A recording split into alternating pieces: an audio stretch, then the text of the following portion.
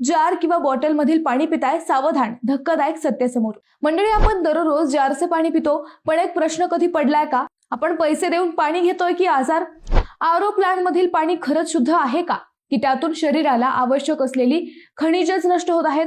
आज आपण यामागचं सत्य जाणून घेणार आहोत. मंडळी, अनेक आरो प्लांट चालक बेकायदेशीरपणे बोरवेलचे पाणी उपसतात.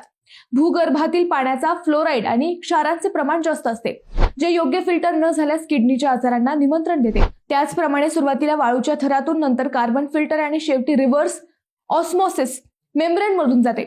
शेवटी अल्ट्राव्हायोलेट किरणांनी जंतू मारले जातात. मात्र अनेक प्लांट चालक केवळ वाळू आणि कार्बन फिल्टर वापरून पाणी स्वच्छ दाखवतात. ते शुद्ध नसते. TDSच्या बाबतीत विचार केला, जागतिक आरोग्य संघटनेच्या मते 50 ते 150 दरम्यान TDS पातळी आरोग्यासाठी चांगली मानली जाते.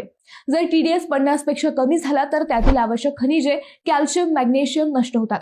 अनेक प्लांट मध्ये TDS खूपच कमी केला जातो, त्यामुळे हाडे ठिसूळ होण्याचे आजार होते.